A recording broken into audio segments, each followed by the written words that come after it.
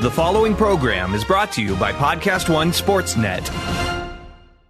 This episode of the Steve Austin Show is sponsored in part by DDP Yoga. Hey man, working hundreds of matches over the years, ain't no surprise that my body's taking its share of bumps and bruises. My buddy Diamond Dallas Page knows all about this wear and tear the ring takes on your body, and his DDP Yoga fitness system was specifically designed to burn fat, reduce pain, and heal from injuries.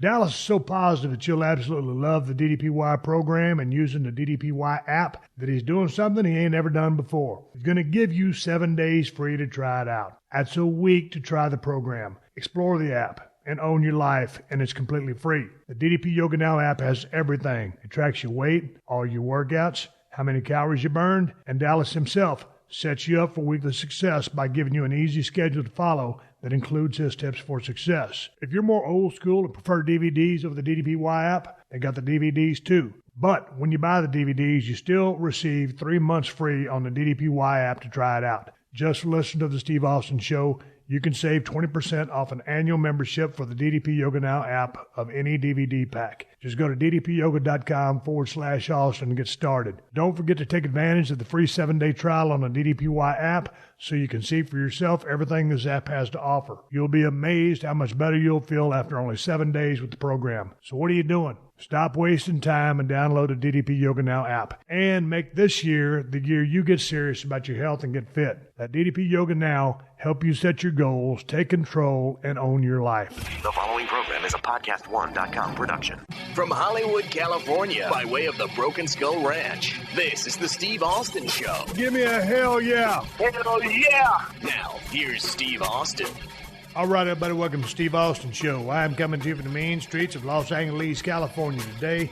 I'm sitting over here at 317 Gimmick Street, where just yesterday, across the table from me, was sitting my old roommate, travel partner, longtime friend, Diamond Dallas Page. Page is in town taking care of a little bit of business, came by the crib, and, man, we just sat down and shot the shit and caught up with each other. It's good seeing Dallas. Man, I can't believe it's been 15 years since I moved out here to Los Angeles, California. When I started over living with Dallas in Playa Vista over in his condo. Boy, I'll tell you what, man, you talk about the odd couple. I was a slob and he was the OCD neat freak. And every single morning when I got up to go downstairs to brew my pot of coffee so that I could function as a normal human being, there was Dallas working on his DDPY program, or what would become his DDPY program. And it's good to catch up with Dallas. Good to see him. Hey, man, I got a book in the mail the other day from my old stunt double, Paul Lazenby, over in Vancouver, British Columbia. At Mahler MMA is his Twitter handle. And he sent me the book, the Brian Pillman book, Crazy Like a Fox. And I'm about just getting through some pages of it. And it's been a pretty fascinating read. And it brought back a lot of memories and stuff that I'd completely forgotten about. Lots of good stories in there from Dave Meltzer, who is pretty close with Brian, Mark Madden. Really, really good book so far. I'll let you know what happens when I finish with it. But right now, I'm trying to get through with Dr. D. David Schultz's book. That's first and foremost on my list, so I can have Dr. D on the show. Hopefully we'll get to him in about a week or two. And I got Lane Johnson of the Philadelphia Eagles coming on the podcast here in a couple days or a week. I got in-laws coming into town. We're going to go visit Nevada. So I got all kinds of shit going on, but I'm really enjoying the Pillman book. I'm really enjoying the Dr. D. David Schultz books, the wrestling stories, the hard times, man, that the business was back in the day. You had to be, a pretty tough son of a bitch back in the day for a shoot to get in the business of pro wrestling. I'm enjoying David Schultz's book. He's going to be on the podcast here as soon as I finish the damn thing. Y'all know how I am. I can't read worth a damn, but I'm doing my best and putting my best foot forward. And in reading that Brian Pillman book, it took me back to the 10-man tag match at the Calgary In Your House pay-per-view, and I just got finished watching that 3 times. Holy shit, that was an outstanding night at the office. That was so much fun. And everybody had so much fun. That house, the stars of that show was the people in the crowd. Man, they were so damn badass and loud. It was unbelievable. all the chemistry, watching Brian firing all cylinders, just being nasty, devious, cheating, spitting. And the crowd ate it up. Watching the hero, Bret the Hitman Hart, Owen, man, Davey Boy, Jim, and all the guys on our side. But, man, what a night at the office. I'd forgotten so much of that stuff. I know I did a podcast on it about a year ago, but, man, that is the stuff. And you know what? One of the cool things was to read about how much I was reading some comments about that match, and to read how much Jim Cornette enjoyed that match. I guess he was part of the writing team or booking team at that point, and he would watch a little bit on the monitor, and then he'd go out and kind of watch it from the house and go back and forth. And he goes, man, it was one of the craziest things I've ever seen. It was like an old school NWA match. The way that crowd was so involved. So, man, when Jim Cornette comments on something like that, as long as he's been around everything that he's seen and done, you know, Jim knows his shit. So that was a pretty good compliment coming from him, and I appreciated it. And it was, man, it was just absolutely electric. And if you get a chance, I know I done told you to watch this match a long time ago, but I just got finished watching it again, back to back to back 3 times, just like I did Steamboat Savage, and just like that thing blew me away again for another time. But anyway, I'm going to stop rambling. I got to head into town and run some errands and do some shit. This is just a shooting the breeze conversation with DDP. We're talking about anything and everything. And right at the end of the podcast, I told Dallas this was a shoot too. It just organically came up. Dallas had been trying to get me to try the DDPY program for a long time. So I tell him at the end of the podcast, I said, hey, man, come back and or sign me up on this app as soon as we shut down the microphones. Well, he had to go get his massage tissue work or whatever it was. And then he was going to come back about 5:36. I started feeling like shit, so we blew it off. But I'm going to give the system a try. Yours truly is going to give the DDPY system a try. Because I was sitting around the other day. Goddamn, I ain't got no flexibility whatsoever. So I figured, dude, what in the flying hell do you have to lose? Nothing. It's a badass workout. I get that. When I hear Jericho and all those other guys sing its praises and what it's done for them, and man, those are guys that I highly respect. So I imagine they know what they're talking about. So yours truly is going to find out for himself. I'm going to get my downward dog on, DDPY style. And that's the bottom line. Before I get to Dallas, I want to tell you guys about SeatGeek. You see, buying tickets to sporting events and concerts can be complicated. It can be confusing, and, well, hell, it can be frustrating. Well, why don't you get hip to SeatGeek? SeatGeek is the smartest, easiest way to get tickets to every type of live event. Whether you're planning a night out or checking out a last-minute event, it don't matter.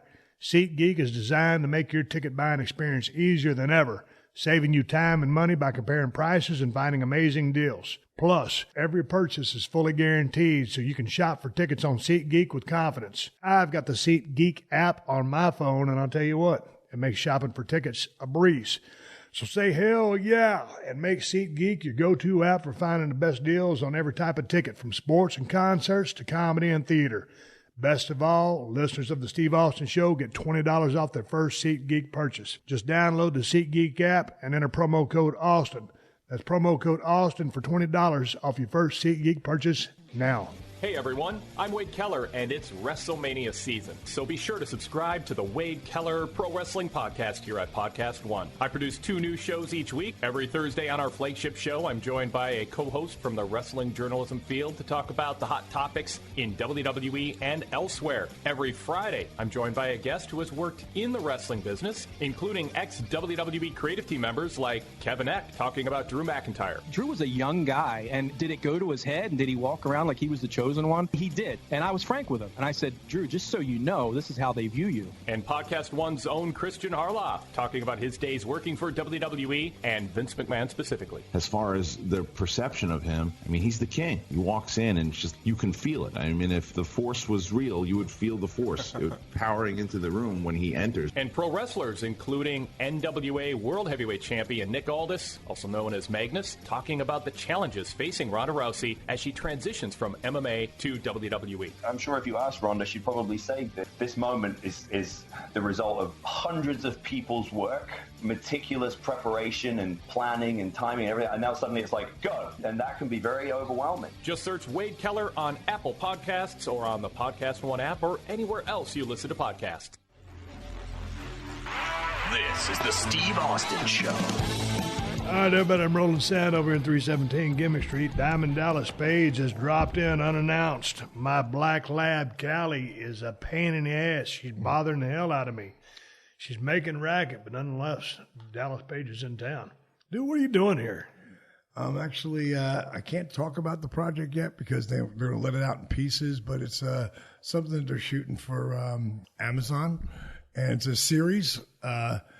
It's kind of like, the Breakfast Club, meaning like, young group of people, meets Walking Dead, meets Mad Max. It's, apocalyptic.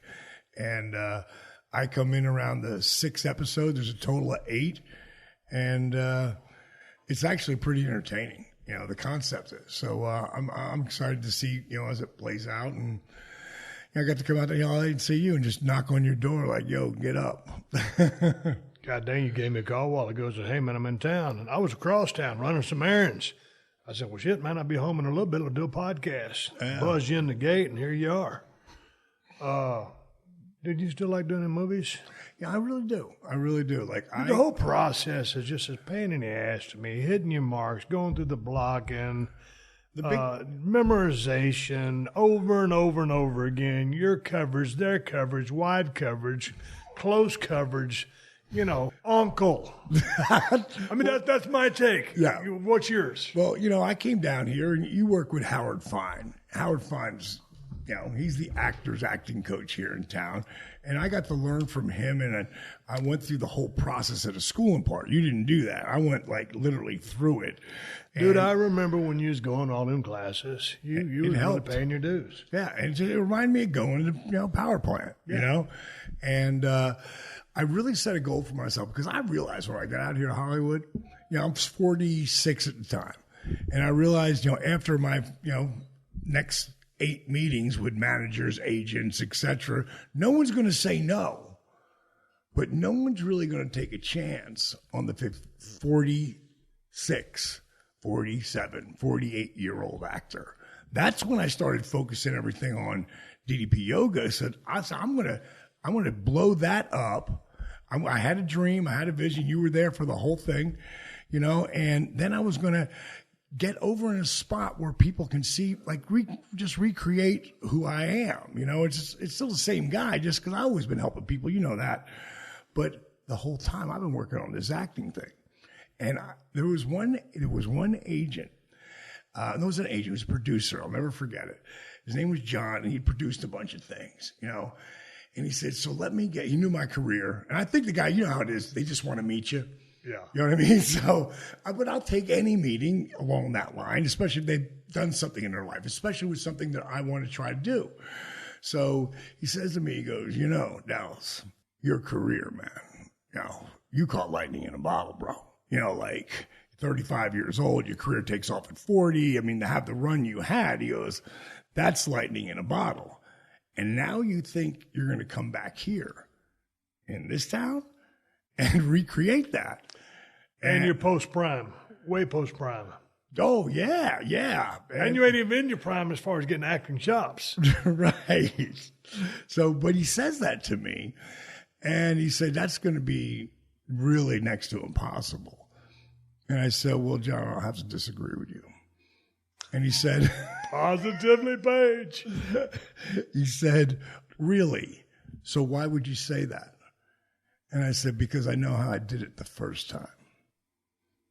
Einstein once said, it's not that I'm so smart.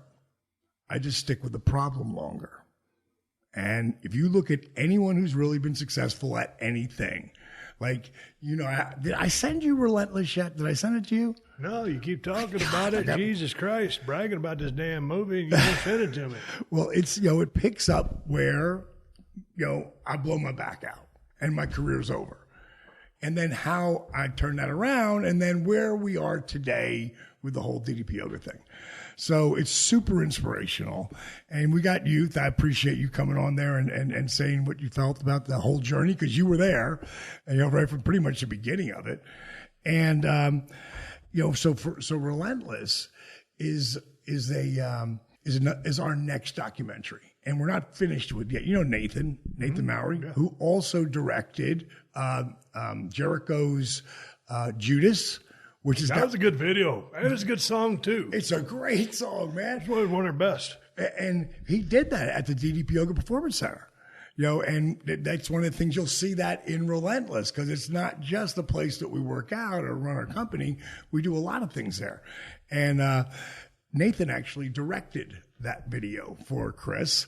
And then he actually went on and did another one for Chris. And now, by the way, the one that he did at the Performance Center was like 16 million views right now on YouTube. Facebook, you can get a lot of views because it gets shared so much. On YouTube, you got to really work it. It's not like it was, 5-6 years ago. You got to really work it to get that kind of attention, and music actually does. So he did that, and then he did something for Chris where he was he's doing some documentary, Jericho is now, and he brought in Nathan to actually do it with him. So bottom line is, back to the acting part. So Relentless, that's how I am, and that with everything. And one of the reasons I do the stuff that I do, especially whether it was DDP Yoga, my wrestling, my acting, I want people to understand that you really can do this. Now, does it take a lot of time, a lot of work ethic, and being relentless? Yes. So, I got a few things that are going to come out this year, and we'll see where it goes. It's not something I sit around waiting for. I'm doing a whole bunch of other stuff, and this stuff kind of comes to me now. Now, I remember a couple of years ago, it's been several years now, you've been back in Atlanta. But when I came out here 14 years ago, I was living with you in your crib in Playa Vista, which is 3 miles from where we're at right now. And so now when you come back, you've been back down in Atlanta. That's kind of your old stomping grounds to begin with. I'd come out of Florida, Atlanta, that area. Now you're back out here. What are the sights and sounds of the traffic situation? Atlanta's a major metroplex area anyway. Any good memories, bad memories? Idiots in traffic? I hate driving You here. see these damn things called birds, the scooters on a stick? It's a board, and it's got a handlebar on it, and it's electric. On the highway? No, on the streets and stuff like that. Yeah, it's about this tall. I haven't seen them all over the road, though. Oh, dude. You hang around enough, you'll see them. These little bastards are riding around everywhere. I saw a couple of them today. But anyway. Oh, wait a minute. The things with the big wheels and shit? No, not the big wheels. They're just, it's a vertical inline. It's a board. It's like a skateboard with a stick on top with a handlebar. Oh, okay. Oh, you'll see them. Yeah, so anyway. Did you wipe out a few on the way here today? No. But I mean, they're everywhere. It's a pain in the ass. So I'm on underground parking today. I'm running errands. This is a Honda Civic. Nice little Honda Civic. It's a compact car. You see how far that car is stuck out? Right there, that's the front of the car. That's 5 feet, Dallas, from the curb. I'm driving a Yukon XL, basically a Suburban, okay? Right, that's huge. Yeah, for LA, it's huge. And this stupid son of a bitch is parked damn near, in the road. I mean, in the aisleway where you drive your car down. So these people out here is just driving me crazy because no one out here knows how to drive. Steve just showed me about 19 pictures of people who park like hell. No, that was the same car. And then here's a picture of the dude in the skinny jeans that are pulled down there halfway below his asshole.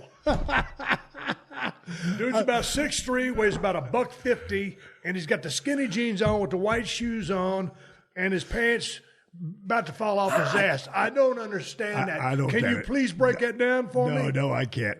When I went by, and this has been going on for a long time now. Oh, I know. I was going by, I was in the Grove, and I can't remember what that one, Abercrombie and Fitch.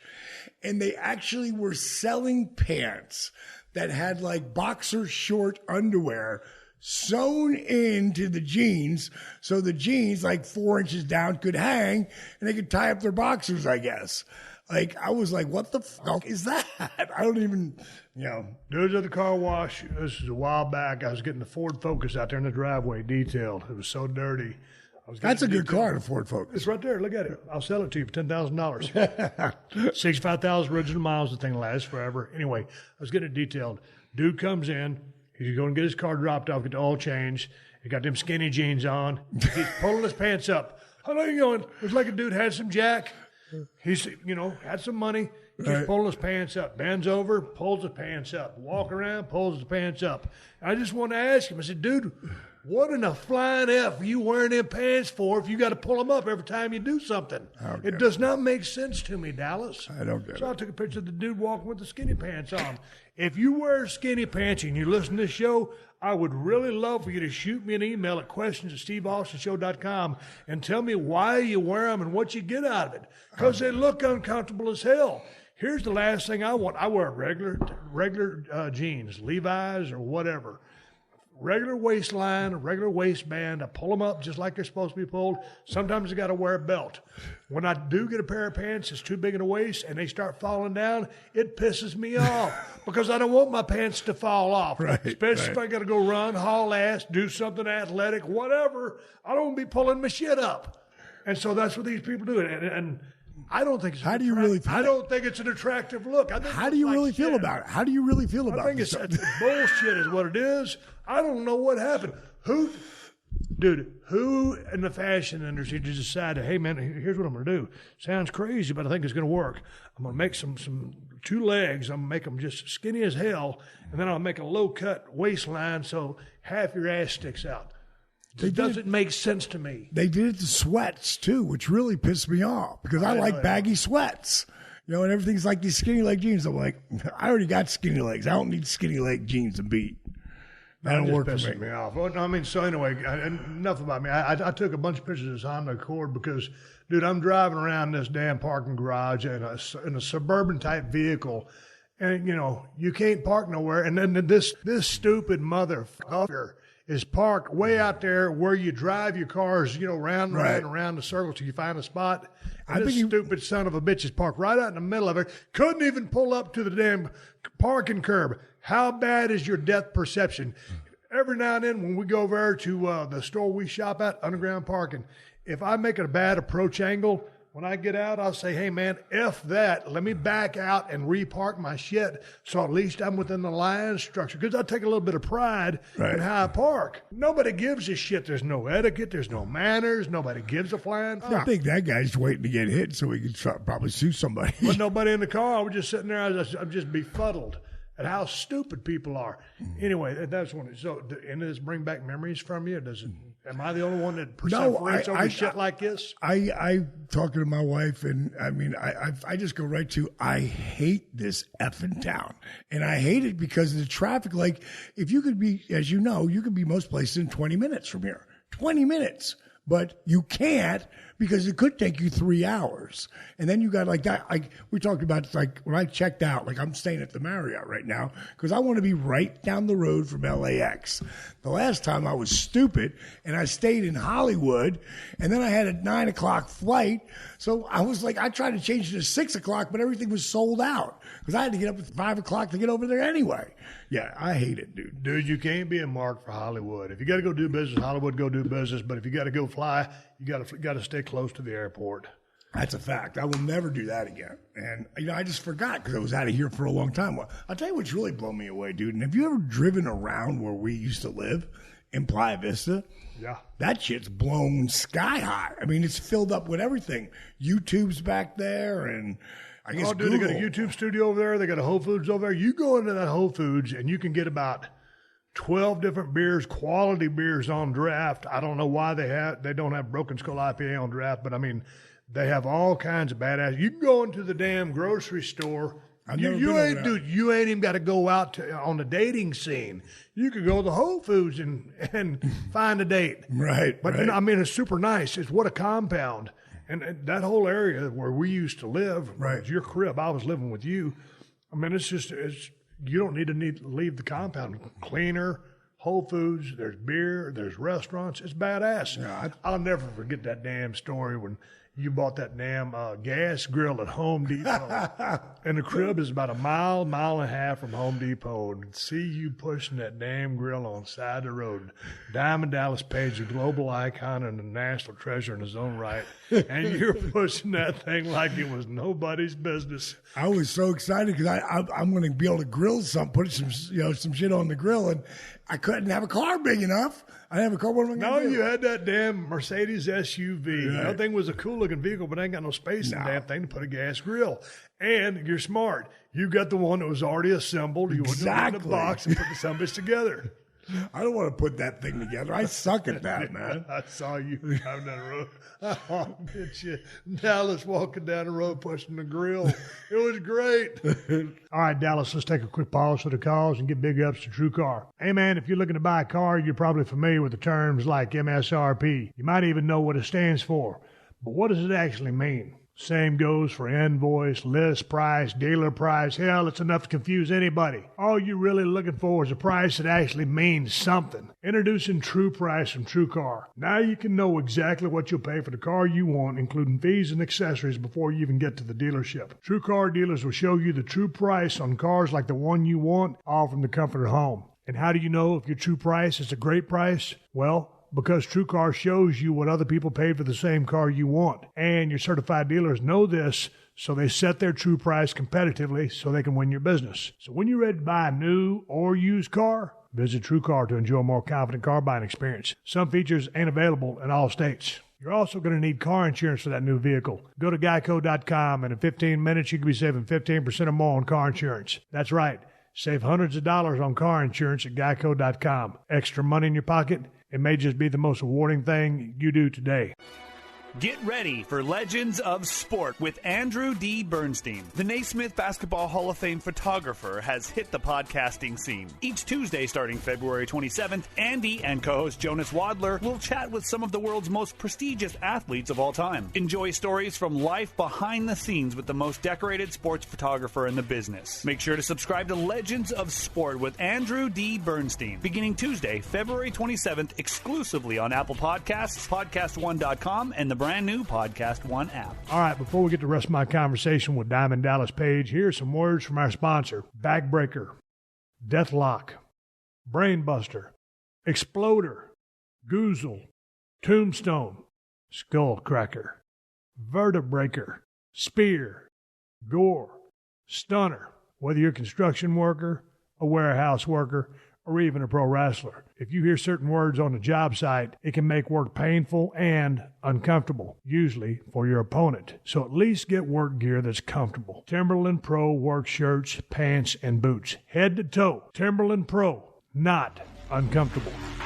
This is the Steve Austin Show. I want to ask you about the class of 2018 Hall of Fame inductees going into the WWE Hall of Fame coming to WrestleMania 34 in New Orleans, Louisiana. Goldberg. I love it. Goldberg is announced as the first 2018 WWE Hall of Fame inductee. Callie, you're a pain in the ass and you're ruining my podcast. Bill Goldberg going to the Hall of Fame. What are your thoughts? Think about what he did in the business when we were alive and kicking. I mean, he was the man for us. Oh, dude, he was white hot. Yeah, he was super, super, super hot. And, for him to come back and actually get that run at the end at 50, and I thought, the way they built that, and you got to really give props huge to Lesnar, because, just being the badass that he did the business all the way through. And I thought the match that they delivered at Mania last year, I thought there's the best 5 or 6 minute match I might ever seen. I thought it was tremendous. Oh, I love the match. I love the way they shot the match too, because there was like a spear where kind of entered from the out of frame. Right. And so there was that impact, there was that visual. So no, man, but that notwithstanding, it was a damn good match. And dude, I was there at WrestleMania 20. I guess it was 20 in Madison Square Garden. Oh yeah, with Lesnar. Yeah. Place that is near and dear to my heart. And, man, that was a stinkeroo, and I was right in the middle of it. I was thinking, oh, shit. And both those guys were leaving the company. So I really was pulling for them to have an outstanding match, and they did. And they delivered. And people didn't want to see a scientific extravaganza with this and that and a transition to this. They wanted to see two big badass dudes just brutalize each other. That's what they got. Yeah, that's what they got. And I mean, I had gone back. I had actually even left the building, and I watched that from, every year there's the WrestleMania party. And that party will go late into the night, and it's something that I love that Vince does that for the boys and the girls, give them a place to go and let their hair down after Mania insanity.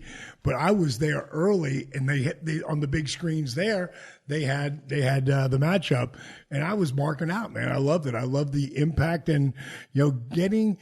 I'd gone by Bill a couple times, when I first seen him. And when you're going out there and you're second guessing yourself, and, Bill, for the first time ever, had heard a couple boos out there when he was doing stuff earlier. That Bill never had that, like, ever. And I just came up to him and I was saying, bro, you pumped for tonight? And, and he was, but not really. And I'm like, you're Bill Goldberg, bro. You're going to blow the roof off. This place is going to explode. It's going to be the best match you've ever had, man. This is going to be awesome.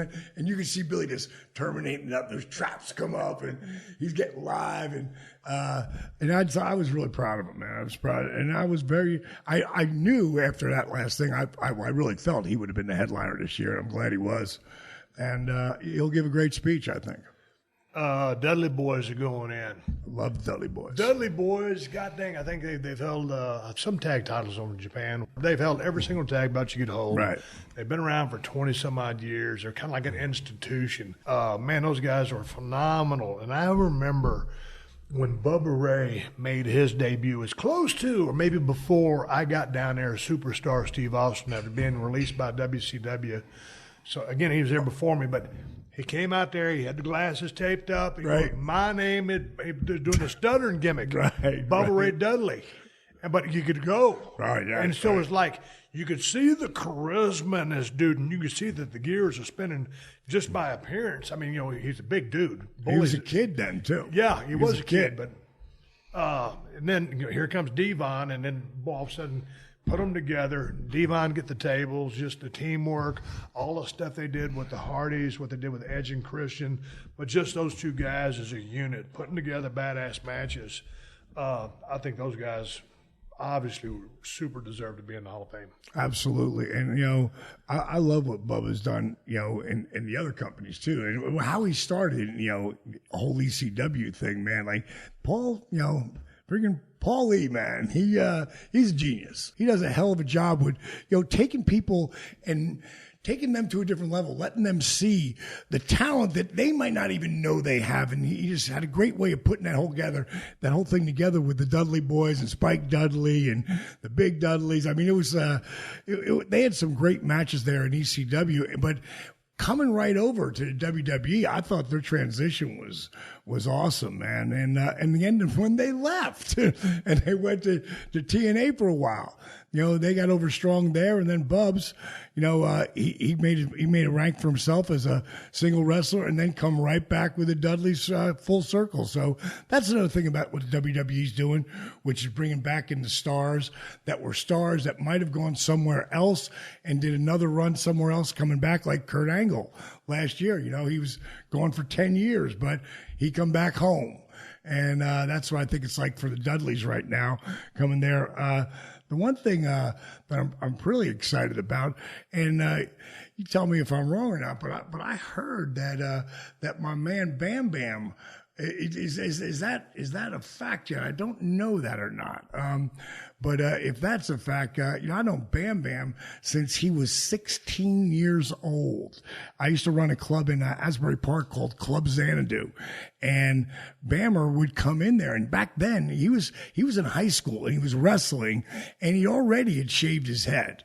And on the summer times, he was running, by the time he was 17, with a pack called The Breed, and they were a biker gang. And Bam was always super cool guy, easy to get along with.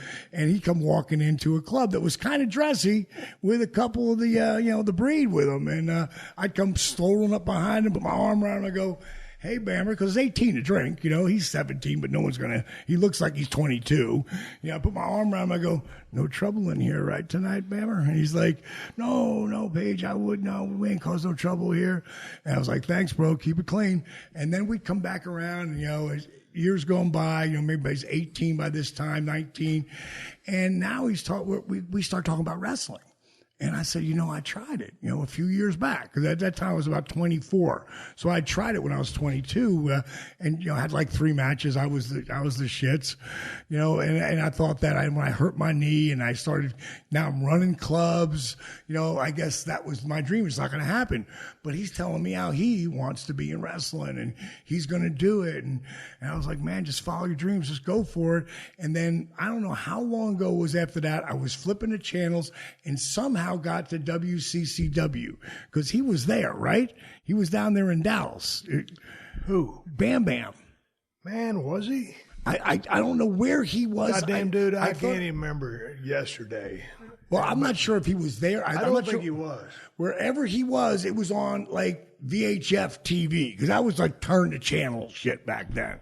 And I said, oh my God, he made it. He's actually wrestling. And it was whatever, small TV that was going on that just happened to get it in Jersey.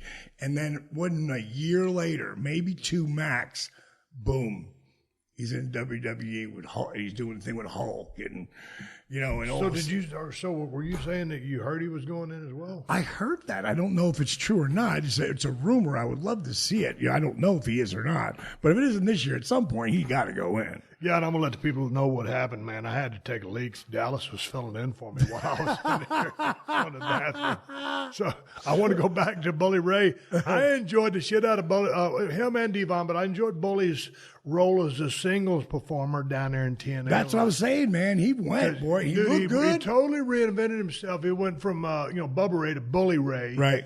And then with Aces and Eights and all that stuff.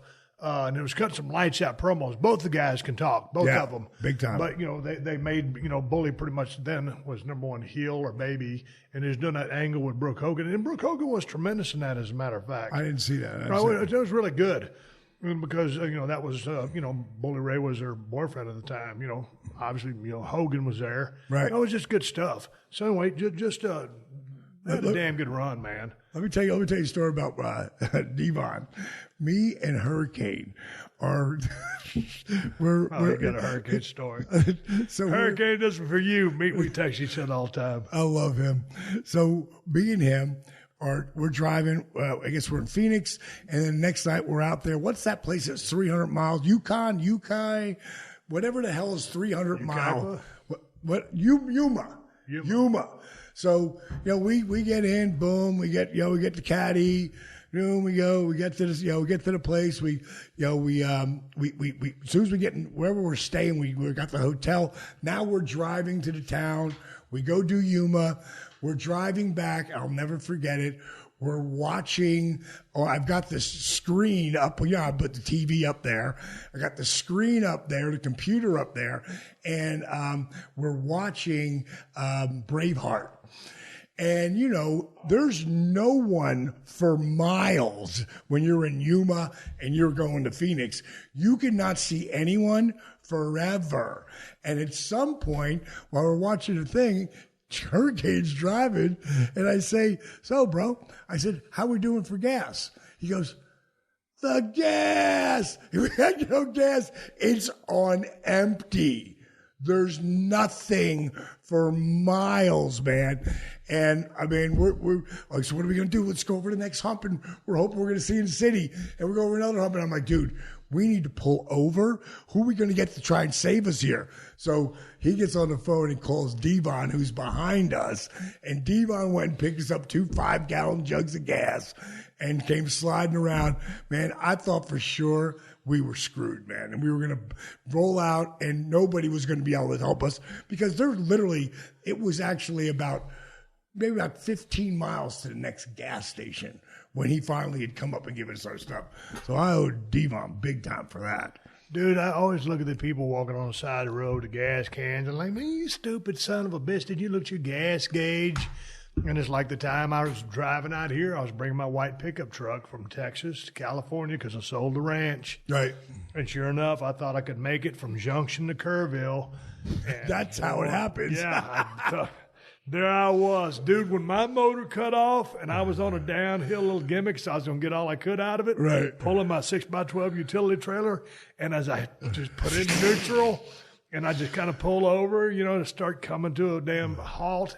And I'm thinking, dude, now you're the stupid son of a bitch who didn't check his gas gauge. And when I called that I stopped there on the side of the road and I could see the Segovia truck stop, which I've passed by 1,000,000 times. And they were going to charge me $150 to bring me some gas. Wow. At that time, I just said, well, you're still going to pay it. Just bring it, because I just thought everybody's going to steal all the shit out of my pickup truck, because that neon clock, the one that you were talking about, all my neon clocks were in the back. I had 30 or 40 rifles in the back because I was transporting all my stuff, from Texas to California because I sold everything. Right. And so I'm just thinking, man, automatically, I'm living in L.A. I'm just thinking vultures are going to descend on my truck and steal everything out of it while I'm over trying to get a couple gallons of gas to be able to pull up and gas the thing up. Right. So anyway, sure enough, here comes the black and white highway patrol. And I start walking towards the highway patrol. I'd been pissing on the side of the road. Right. Zipped up. And then I started walking towards him. He gave me the, hey, that's close enough sign. And I said, anyway, I said, oh, man, see how this is going to go. And he goes, 316, what's happening? Yeah, thank God the cops, man. Cops are our buddies, man. He gave me a ride. I shut down. So they charged me $25 for an empty 5-gallon gas can. Robbery. $25. I ain't even put the gas in it yet. So people take advantage of people like that. Pisses me off. But dude, there is a real shitty feeling. Here's the thing: when you run out of gas, you break down on your own. It's one thing. It sucks. No, I've been there. But it's just one of those things that happens. But it's like when Chris and I were coming home from the camper, this RV we had back one time, we blew out in Ozona, Texas. God dang, had a blowout. I was in the right lane, just shot off into the median between I-10 East and West. And I was thinking, every time something like this happens, I'm always thinking in slow motion, God damn, this is how I'm going to die with my family right in the middle of I-10 East and West, rolling this camper over. Kristen's just got up to get some water. I said, God damn it, hang on. And boy, I crested that thing over. I just maintained my control. I just kind of let my foot off the gas. And I was just driving in the median, blow out. The rubber had shredded and just eat up my left fender, ruined my bumper. And finally we came to a stop. A couple of people pulled over to us and they said, God dang, they were shaking my hand. I had never seen a piece of driving like that. And I'm thinking to myself, hey man, I just maintained my cool and got lucky. Right. But my point is, now we're up. We got 2 dogs. No, we had 3 dogs at the time. Me and Kristen were only 5 miles out of town, which is good, but Ozona just a little bitty town. Right. So anyway, we called a super tow truck to come out there and bring us back. But when you're on the road with your family and something breaks down and you're kind of off, that's when it really sucks. Just you and yourself. Then you walk, do whatever. And don't get me wrong, dude. I had a hell of an arsenal there. But you're just so vulnerable out there. Right. If it's just you and you don't have anybody to worry about, that's one thing. So I just hate breaking down with people. But it's always one of those things like, dude, did you check the gas? And it's like, oh, man, I forgot it. I just assumed it was full.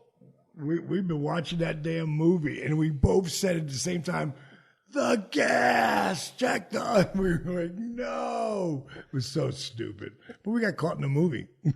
Ivory been inducted into the WWE Hall of Fame class in 2018. Dude, she was on my podcast a couple weeks ago. I had a biggest crush on Tina Ferrari where she was in Glow. I was going to say, man. 86. And, a lot of people don't know that she was in Glow. But a lot of people do. No, but now, big time because of the whole... Glow show, which I think is great.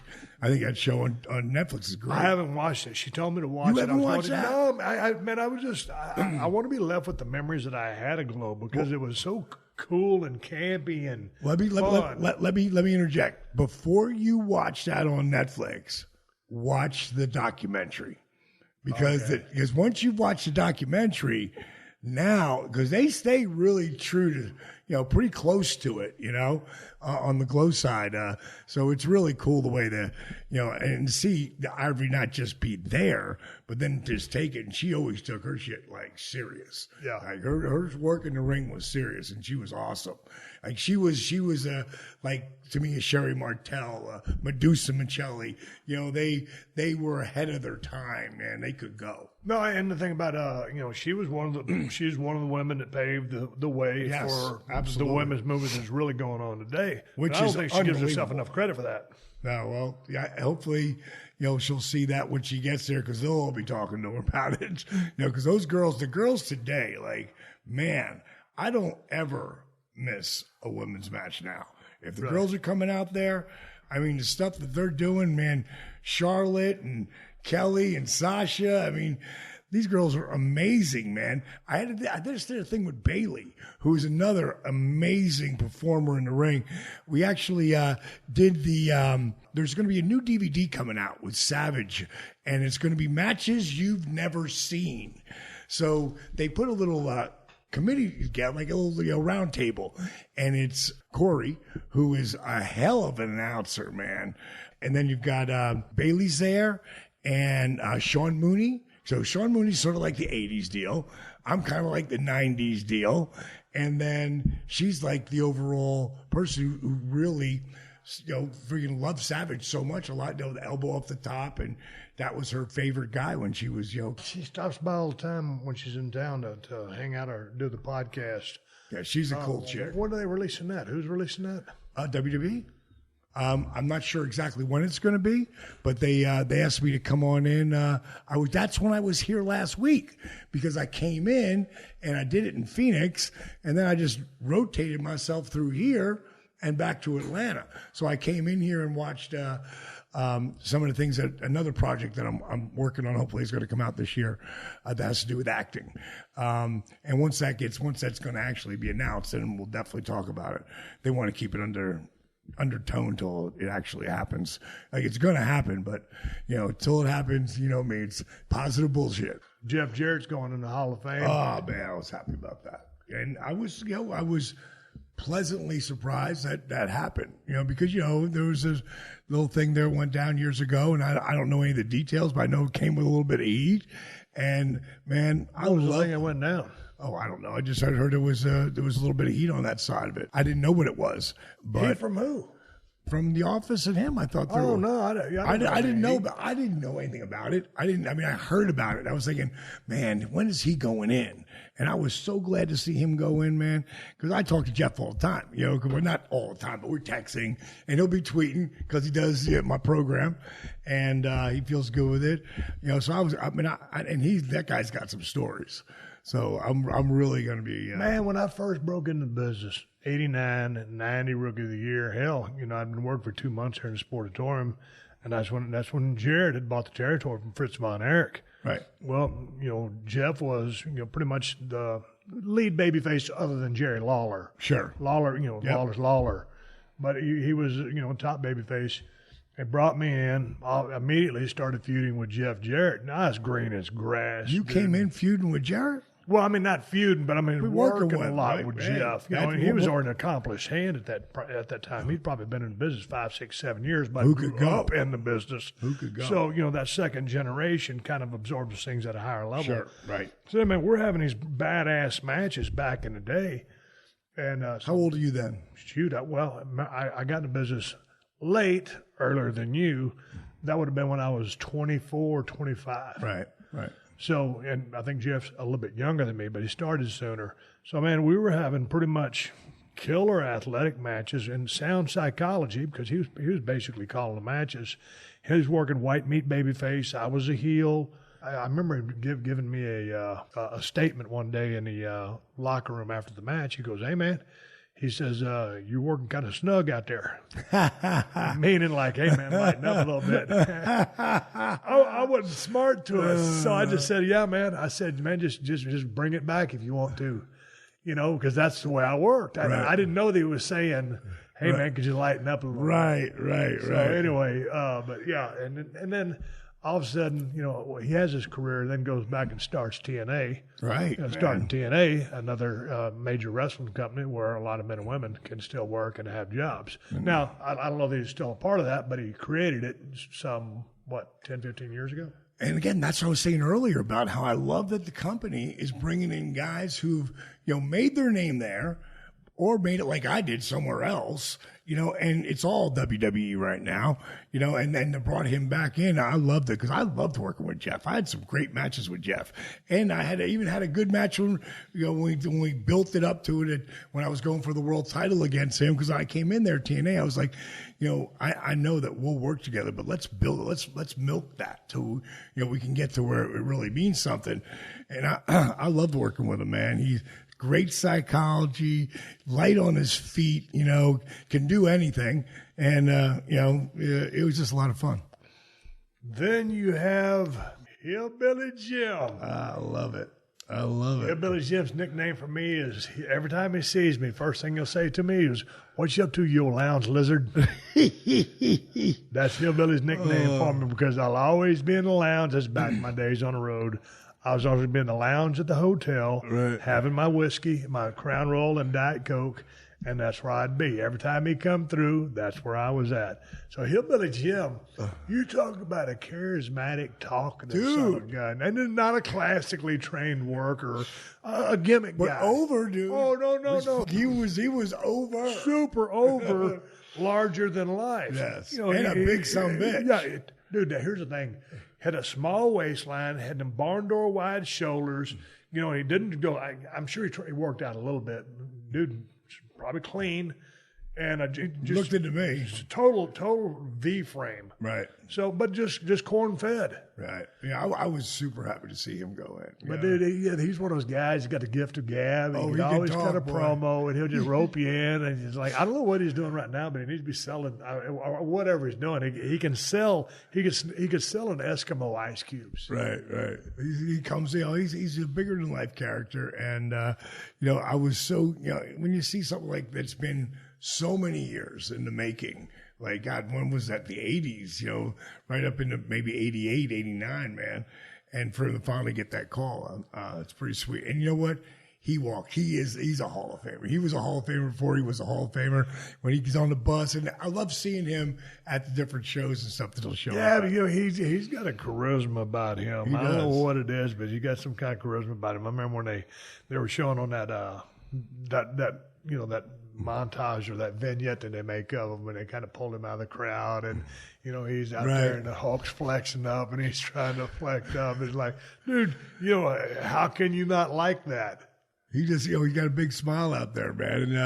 And, that was the thing. He didn't have to be the greatest worker. He was a great personality out there. And again, he was over big time. People went crazy. That's the thing about it, whether you're an over-top character, a hellacious worker, a little bit of either one, a combination of both, and a larger degree or whatever. You just have to have some type of quality that people can identify with you. Right. He did. Yeah, absolutely.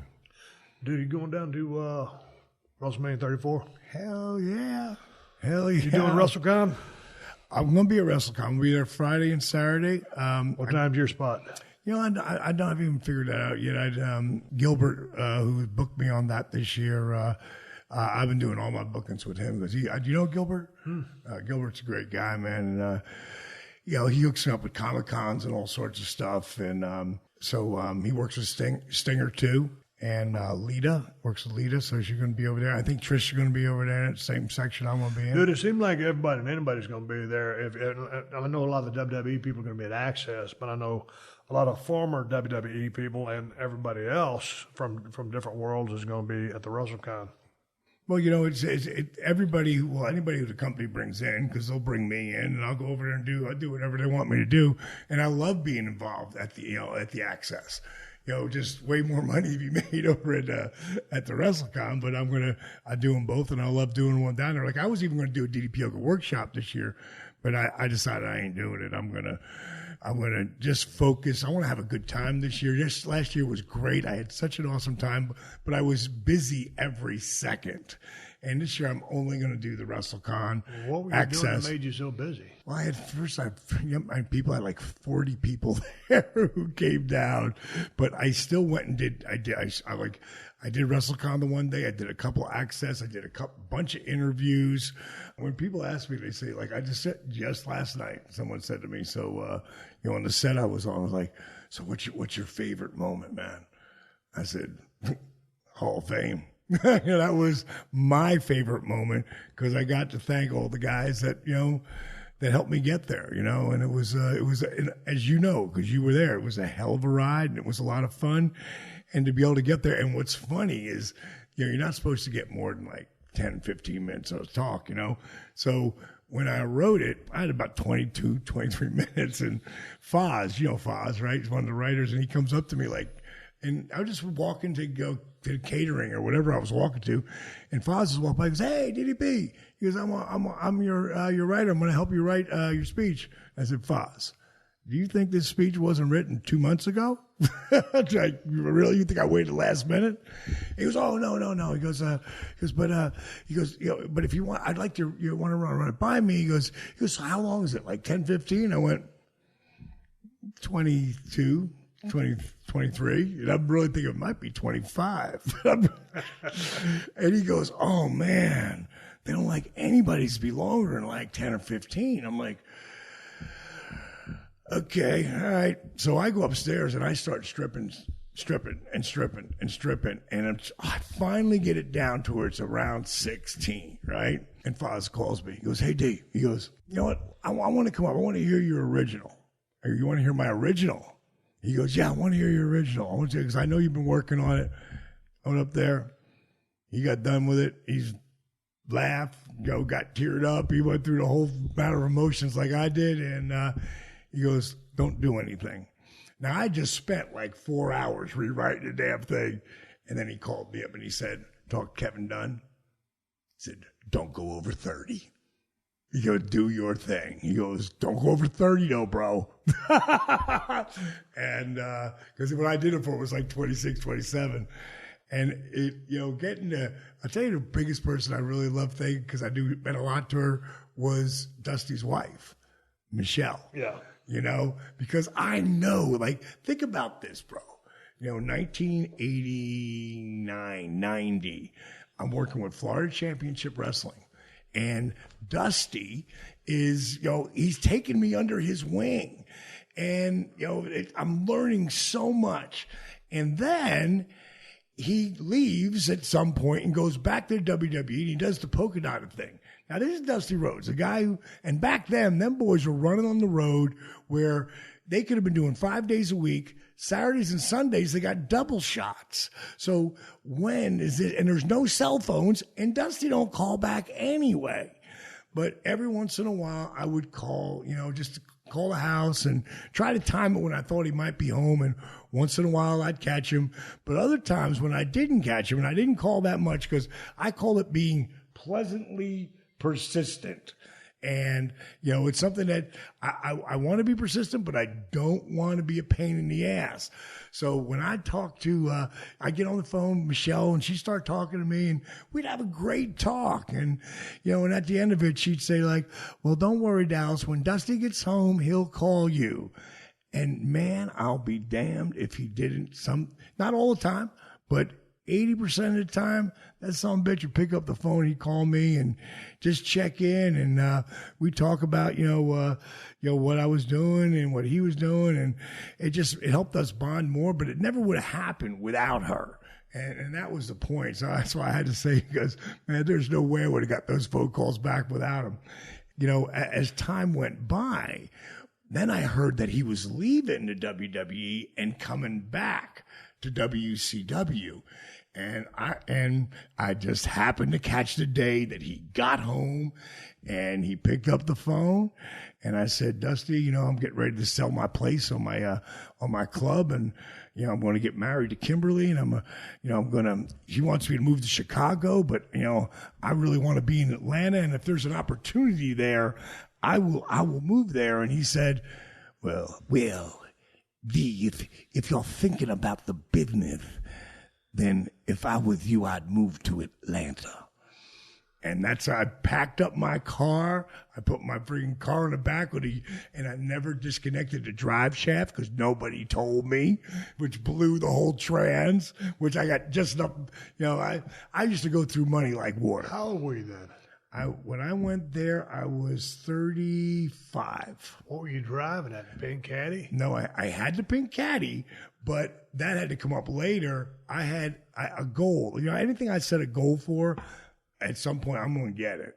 And I love the Mercedes 380S, 380, I think it was an S. It might have been L, I don't remember. But it was that convertible. And I just got new tires on. I got it all tuned up.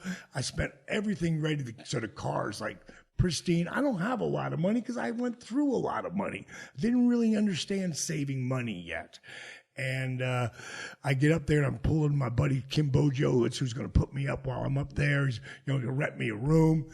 And, I get out of the truck and it's a little bunch of kids all around and I'm walking around hugging Kim and I'm like, hey, man, let me just take the car off the back. And I go, why is there oil on my car? How did it get oil all over it? I go in, starts right up, go to put it in reverse.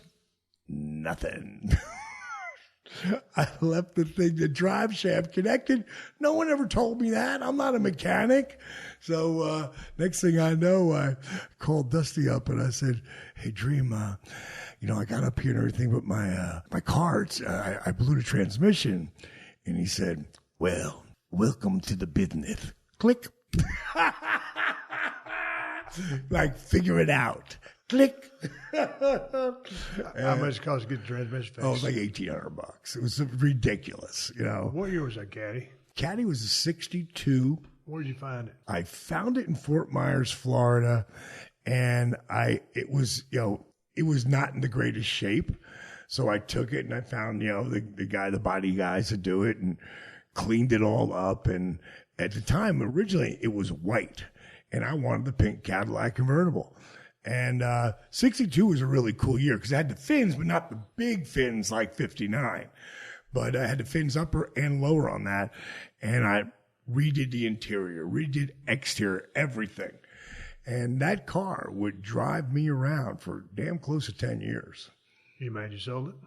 I had to sell it at some point because it was a divorced wife I never had at that point. Hey, I was watching WrestleManias the other day, and I watched part of WrestleMania 1, 2, and 3. I watched the Savage Steamboat match again. I watched that match 3 times back to back. Great. 3 times. Great just match. The other day. Yeah. And 2 times I just listened to the commentary and watched the match. And Jesse and Gorilla were on fire. Yeah. I don't know who could have called that match any better than how they did and how they set it up. And Jim Ross is my favorite announcer of all time. I agree. But Gorilla and Jesse for this time or that time, day and age. Right. And Jesse was on fire. It was so hot. And old Gorilla. Yeah. And, he was always kind of rooting for the heel. Man, you idiot. Yeah, always getting mad with the baby face, seemingly cheated or gained an upper hand, questionable tactics. Referee Dave Hebner always slow on the count, out of position. Listen to that match. Watch that match back again. And then I watched it with just zero sound. Which was the WrestleMania that you drove the car in? 6. Because, dude, I saw that WrestleMania. Who were you driving in there? That's when you had that big bushel hairstyle. Yeah, right. And I had the diamond glasses on, and I even had the little chauffeur's cap. Let me go back to how that happens. But dude, at some point, didn't you think, "Hey, man, this is way over the top"? No. Dallas, it was way over the top. Of course it was. But at the moment you said, at some point, no. The answer is no.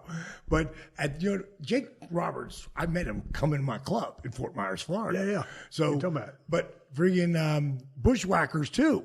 And Luke, who just an amazing dude, he's like, mate, I gotta call up Pat. He's looking for one of these kind of cars. I love this pink Cadillac. He's like, let me get him on the phone.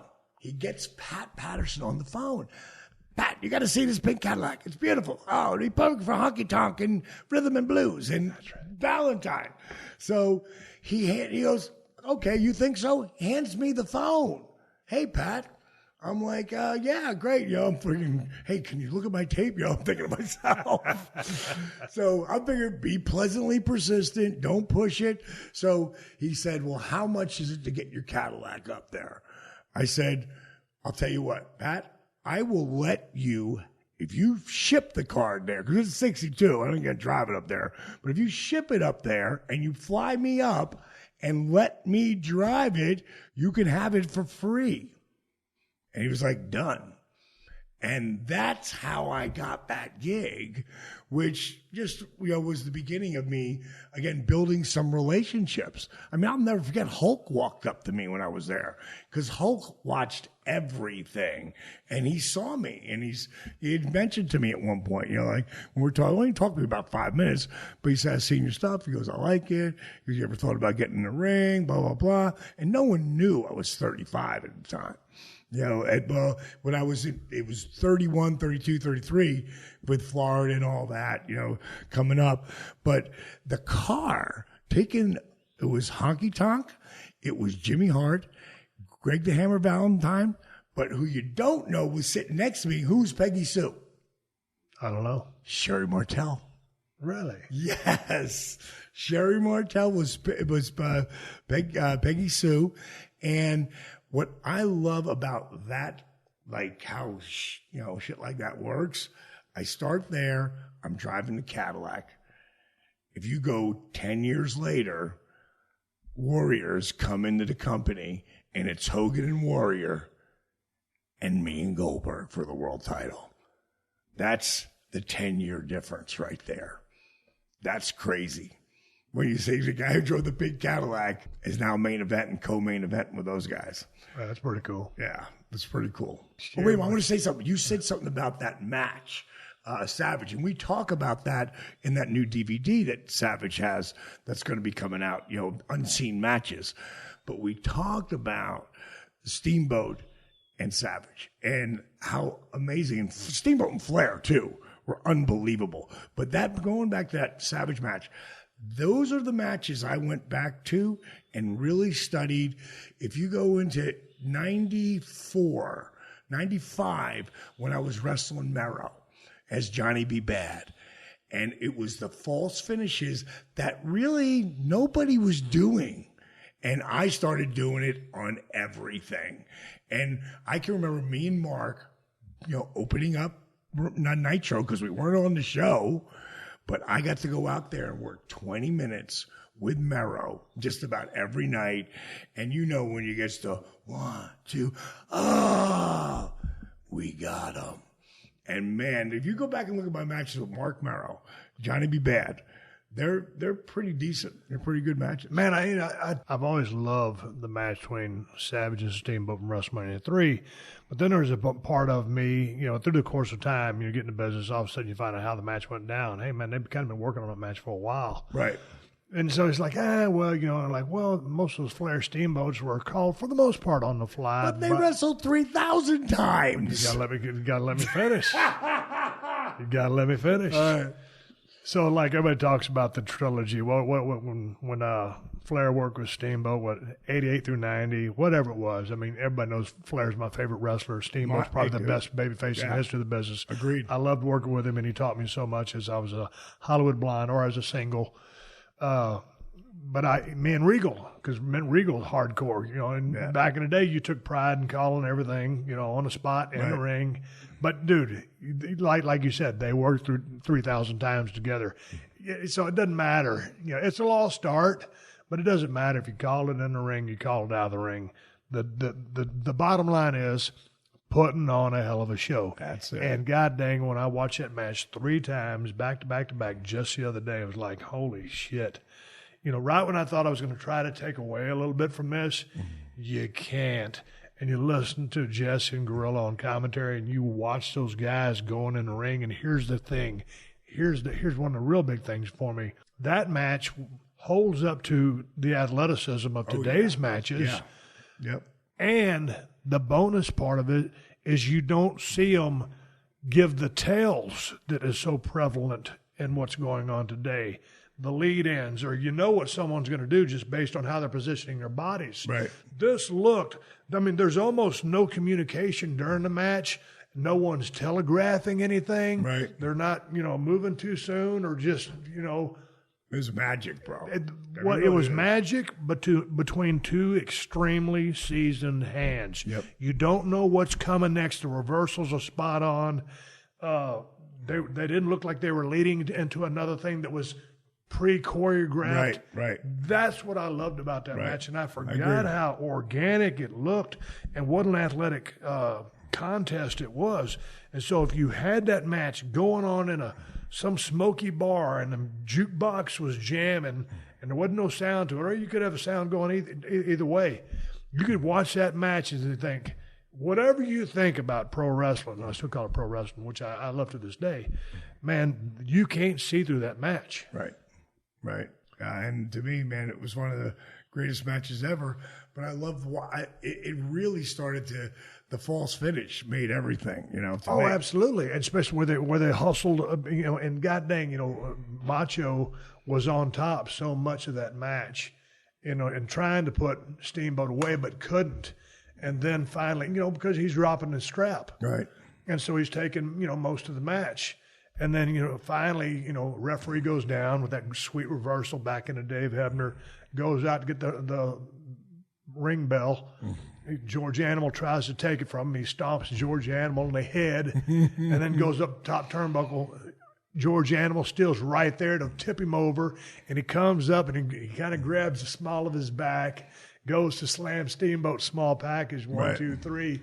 It was a sweet finishing sequence. But, dude, if you watch that match today, watch it when you get home. No, we're going to watch it again. Because you get away it's from a match I've always looked up Yeah. to, but after watching it back to back to back again just the other day, it's like, that's one of the ultimate great matches. Yeah, I think that the color commentating, that's why it annoys the shit out of me when they're talking about something else when two guys are busting their balls. And I know it's not their fault because I know it comes from the back a lot of times, but it drives me crazy when they're not in the moment.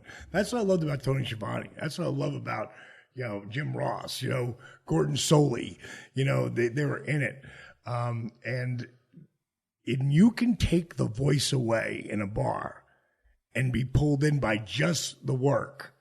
That's when you know the shit's really magic, And you like I said, that match does that. But I forgot. I really did forget. It had been a year or two since I watched it, and I got to give that match its due. Yeah, I agree.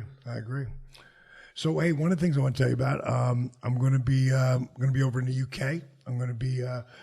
Oh God, when is it? Dang, dude, you go to the UK every other trimester. What's up? Well, it was really good last time I went there, man. I had 100 and. Dude, I ain't getting mad about it. I'm just saying, what's up? What's up over in the UK? Well, it's been great. I got a lot of people doing DDP Yoga over there, and I'm also doing the Comic-Con. So I'm only doing one workshop this year. I mean, this tour, I'm only doing one workshop, which is going to be in. God, what's it called? Wrexham. That's going to be in Wrexham, and we're already halfway sold the thing out, so it's going to be pretty cool to go out there, and it'll be sold out by the time we do it. You can go to ddpyogaworkshops.com and check it out if you want to get tickets. And then we're going to be at Wales Comic-Con. And I bring my wife with me all the time because she's awesome with the people, and we have a good time. So we're going to come there for like 8 days, but we're going to be only working for 3. So 5 of them will get to see the country, and I love the country there. And the food's been great, which I was really surprised last time I was there. I mean, the food, because I eat healthy, so tough for me to find places 4 years ago. Today, when I was there just 4 months ago, some of the best food I had. I mean, and I put that up against anywhere. Dude, you still enjoy traveling after all these years? I hate it. But my wife glad loves you said that. I hate it. Like, man, I must be hate the it. youngest curmudgeon in the history of the business because, man, I don't go nowhere. Dude. Like, New Orleans is a stretch for me. I know. It's probably 1,600 miles from here. But you'll drive there when you were going to Texas. Oh, well, yeah. But after 10 years of going back and forth, that's when I finally had to tap out and say, Uncle, I just hate traveling anymore. I hate it, and I have a big part of my audience is UK audience. Right. Right. And so I've been wanting to get over there, but oh my God, they would go crazy, But it's a tight, but you could do like 2 or 3 spots and get the hell out, and they'd come from all over. You just got to pick Glasgow is really amazing up in Scotland, and of course London is amazing, and Manchester, and this is the first time I've headed out this way, which is real close to. I'm pretty sure it's real close to Liverpool, where we're going to be going to do the signing at the Wales Comic Con. So there's certain places I want to see. I went down to down to Bristol last time and spent like 3 days down there. Beautiful place. And there's a buddy of mine named Will set me up with it. It was awesome. Dude, I was talking to someone that had an opportunity for me over in, I don't know if it was Hungary, the Ukraine, Budapest. They're probably far away from each other. It sounds all the same to me. Right. For a movie project. And I said, dude, I said, what's that place? Prague, something like Prague. that. Whatever it's called. Prague. Prague. It's all my favorite redneck here. Yeah, it's like, dude, I see myself in a lot of places, but I ain't seeing myself over there. So I said, no, we're not going to do that. I only want to do things stateside, but yeah, the traveling thing is over for me. Yeah, if I don't have to travel, I'm not. And I know I got a few more years of, still doing some serious travel. I'll still get over to the UK, once every 2 years. The only reason I did it this year so fast because we had such an awesome, successful tour there. And I appreciate you letting people know about it, that it was going to be over there and getting the word out. And this is because this guy, Jamie, he hooked me up last year and we couldn't do it. So this Wales Comic Con, I figured it's right after WrestleMania. I'll be home from Mania. So it's right there at the end of the last, I think it's the third week of April. And again, my wife, we drove. Like we'll fly into London and we will end up flying out of Manchester. Yeah, but who's driving? Y'all getting to rent a car and y'all are driving on the wrong side of the road? Yeah, she can do it. I can't do it. Oh, dude, man, all them roundabouts and stuff like that. I get a little scared if I'm driving. I'm like, honey, you just drive. We drove 1,658 miles. I drove about 40. She's like, dude, hey, I love you and you're one of my best friends. You're one of the worst wheelmen in the history of the business. You remember that time we was in my Honda CRX and you was navigating and I was listening to you. You go, bro, and we got lost. I got lost every time. That's why I love my Google Maps. I'm like so thankful, dude. Google Maps. Here's the thing: I had to go. Jesus Christ! I went 11 miles across town today. I guess I was in the Beverly Hills area, whatever. Every time I go somewhere, Dallas, it don't matter if I've been there 100 times. I let Siri guide the way. I just, my brain doesn't comprehend all the shit it used to. And if you miss it, and if you miss a turn, and if there's traffic, and this is no lie, people, you miss a turn, just a turn, it could take you 45 minutes out of the way. Dude, I missed a turn today because for some reason it wasn't on Audible. Normally you can hear Siri talk to you. Right. Or whatever her name is, tell you how to give you the directions. All of a sudden I see my turn coming up off of Robertson. It didn't tell me to flip it. Sure enough, I missed a turn. Dude, I'm driving a suburban-sized vehicle. I flipped that sumbitch around, had to put it in reverse to make the complete turn. I didn't give a flying shit. I said, if there had been a cop right behind me, I was flipping it. I take those chances all the time. And did I ever tell you about my favorite cop story of all time? South Carolina. Did I ever tell you the time when I'm Big Show, and Kimberly's in the back with one of the other Nitro girls? No. Okay, so South Carolina, we got 227 miles to the next spot, and everybody's leaving. I didn't get out before the crowd, so they're all coming. I don't know if I was in the main event or whatever, but we're running, and everyone's trying to get out. Well, there's no one trying to get in, so someone like me would dub that the wrestler lane.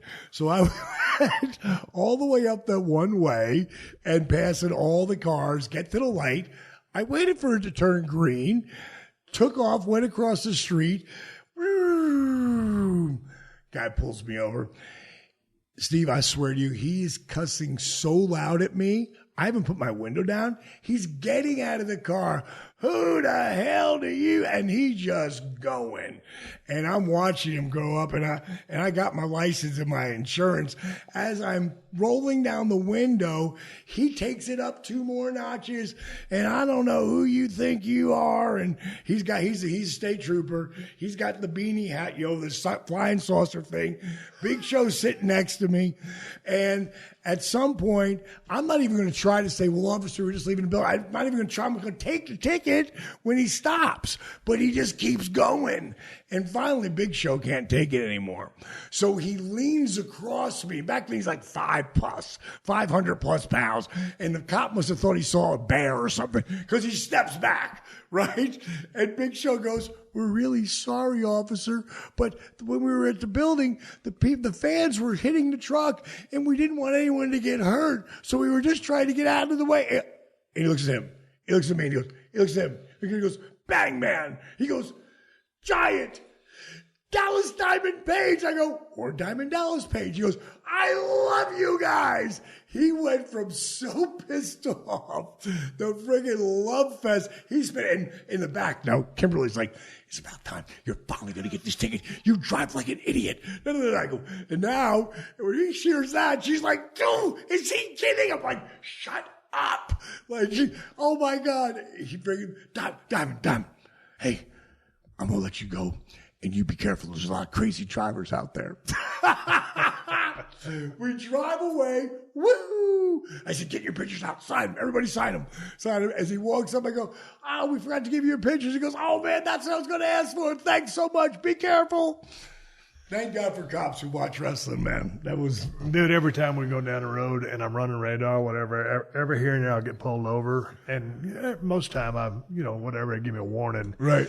And Kristen's always like, she's almost mad at me. Yes, Getting off. I'm like, I'm global icon. But don't get me wrong. I certainly have gotten my share of tickets. Yeah, me too. And I'll eat a ticket because I don't ever say, hey, dude, don't you recognize me? So, yeah, right. I'll eat a ticket.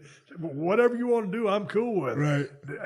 It's all you got to do, proper protocol, proper respect, dude. Hands at 10 and 2 so they know where your hands are. If you got to go on the center console, hey, you mind if I go on the center console? Mm-hmm. Hat off, sunglasses off. Right. Yeah. Show them some respect. Don't be a pain in the ass. Dude, that's my MO, dude. I don't mess around. Yeah, you if can't. they're going to let me slide, that's cool. But if they're going to give me a ticket, that's cool too. Right. I don't give a shit. But I run radar. Hey, dude, you got anything else you want to talk about? Well, yeah, the retreat. I want to talk about. I do this retreat every year. I just had 100 people come to the DDP Yoga Performance Center that were all transformations of one sort or another. Someone might have lost 30 or 40 pounds. Someone like Jared would have lost 310 pounds, actually 313 pounds. But it wasn't about the weight. It was people who had fibromyalgia, people who were beat up, people who had just a whole different level of life. And we did all these really amazing stories on all the people. And it's sort of like a pat on the back, and it's sort of like winning, their Hall of Fame type thing, because we do a whole story on them and everything. And then the thing that I wanted to say about it, I do a retreat every year. And actually this year I'm doing 2 different ones. So one I'm doing in July, and it's ddpyogaretreats.com. You can check that out. And the place is gorgeous, a 5-star place, 5-star resort in Mexico. And everybody has a hell of a time. And like I said, that's about July 12th, I think. Just go to ddpyogaretreat.com. You can check that out. And I'm also going to be doing Jericho's thing this year in October, which is going to be a lot of fun. And he got a lot of guys in from ROH to come with him. I know Cody's going to be a part of it. I know Mick Foley is going to be on that tour, on the boat. And he's got to have sold a bunch of tickets already, because he's got a full cast, and he's going to be doing the actual matches out there. And we're going to be doing DDP Yoga workouts. I think we're at 4 days at sea. So I think I'm going to be doing all that. Then, of course, we'll be doing signings, and, the fans will really have a blast there. And I'm going to bring my wife with me. It's going to be a hell of a trip. So that's going to be in October. If you want to check that out, so just look up Jericho's Rage at Sea. And I'll tell you what, man, did you see the match with him and Kenny Omega? Oh, I dug the match, him and Kenny Omega, but I got to tell you about Jericho real quick. Yeah. I saw when they first made that announcement for that cruise, and it was right after it wasn't Katrina, I think it was the hurricane in Florida. Oh, right. It just smoked all of Florida. Right. My thoughts are still with those cats trying to make a recovery. So anyway, I'm thinking, man, what is Jericho thinking? They just had a hurricane out there, and all of a sudden he's going to have a cruise. So I texted him, and I said, dude, what are you doing? He goes, it's not till next year. I said, oh, okay. Anyway, just the other day I called Chris, and we were talking, and, he's Chris is like one of the hardest working guys I know. Dude, he never stops. No, he never stops. He was they were making a swing through Texas. He was just rolling to Lubbock. They were heading to El Paso. Had another stop in Texas. They're doing about like 4 stops in Texas with Fozzy. So anyway, his voice is kind of frazzled, and I just talked to him about 10 minutes just to catch up with him. Right. But are you going to wrestle on the cruise, or are you just going to hang out? No. I'm going to be doing my DDP Yoga. Yeah. We got and there's so many. The cruise sounds really cool. No, it sounds like a hell of a time. And he just said Omega is going to be coming on too. And I've never met Kenny, but I look forward to meeting him because hell of a hand. When I saw that match that those guys had, like Jericho is the disabled veteran Arthur Borman and Chris Jericho are the greatest examples of what's possible with my program because he's still going at 47 and he wrestled 37 minutes. And I got to tell you this last story before we get the hell out of here. So I call people and, I just pick up the phone, people who got the program and I call them.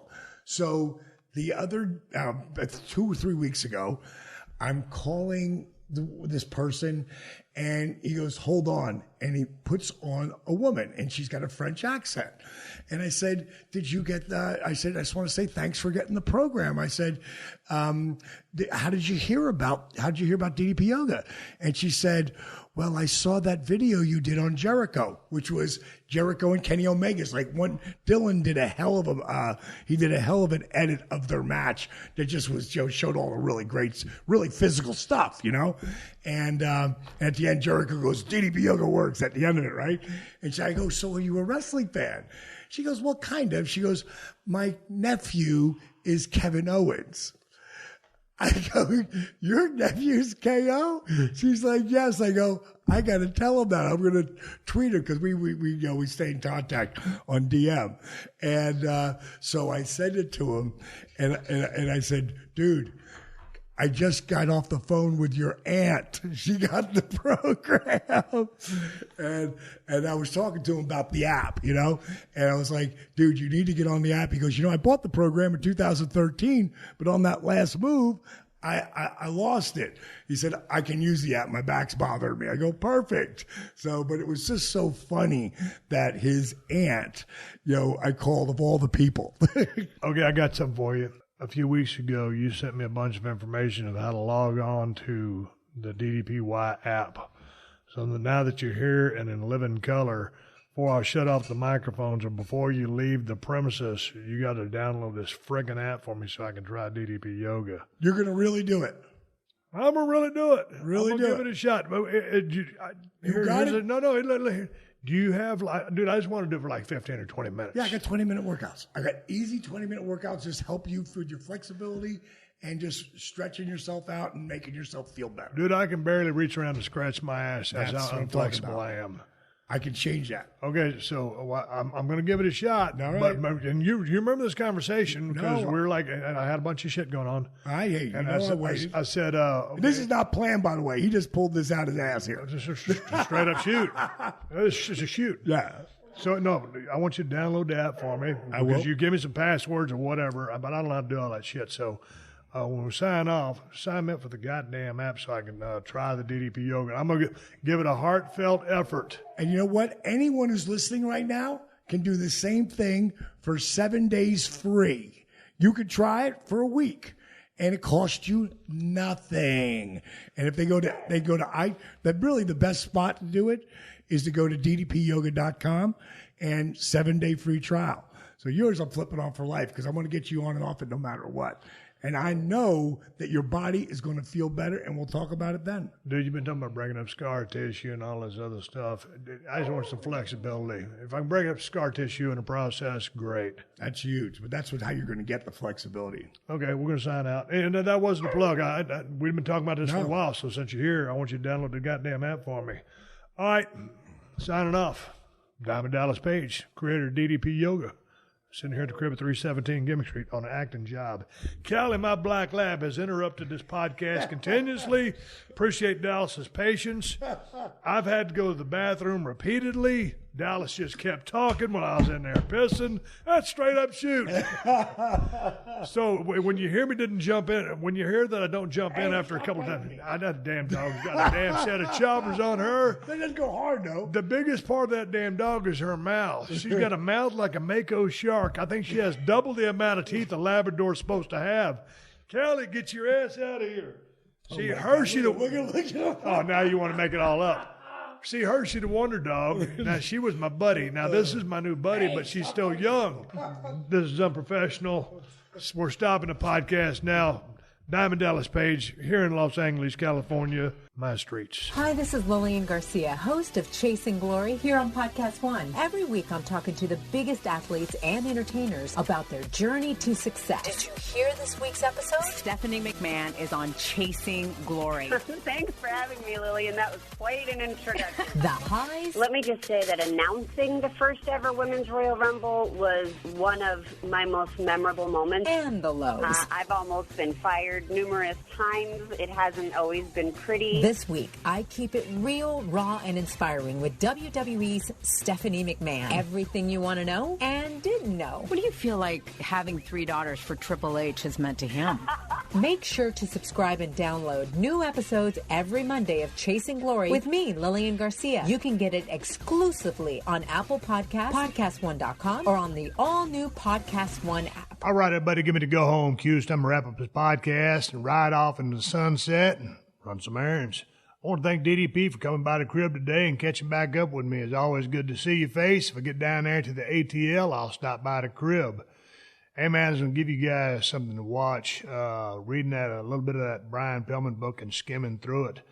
I came across the very famous promo, ECW CyberSlam 1996, Brian Pillman's return on YouTube. Holy shit. You talk about lighting a crowd up, owning them, and putting them in their place. Man, what a damn monster, crazy, maniacal, masterful promo, which is unbelievable. ECW CyberSlam 1996, Brian Pillman's return. It's on YouTube. Hey, man, check that out. And, you know, it's weird because I remember all these years ago when that happened. But, you know, back in the day, we had VCRs. We were always on the road. 1996, I started to gather a little bit of momentum. You know, I didn't get a chance to see hardly any of Brian's stuff down there. So to go back, and I quite honestly forgot half the shit I did or saw anyway. So seeing this was like a breath of fresh air to me and highly, highly entertaining. And I tell you what, you know, it's not one of those things where you say, well, you can't do that now. That's not the point. He did it then, you know, at the right place at the right time, and he was the right guy. And, well, he was the only guy that could have cut a promo like that.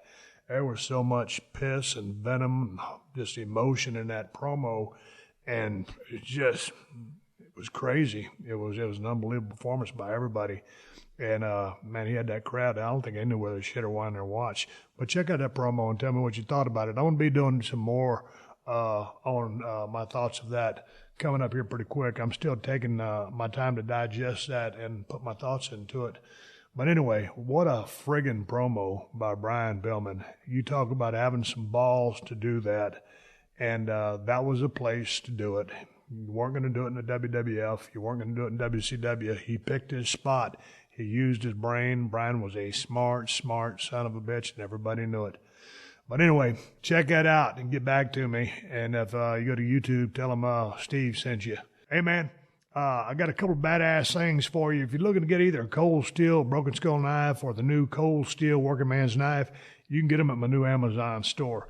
Amazon has the best price on both knives. Just go to Amazon.com/shop/Steve Austin. And I want to say one more thank you to all the fine sponsors of the Steve Austin Show.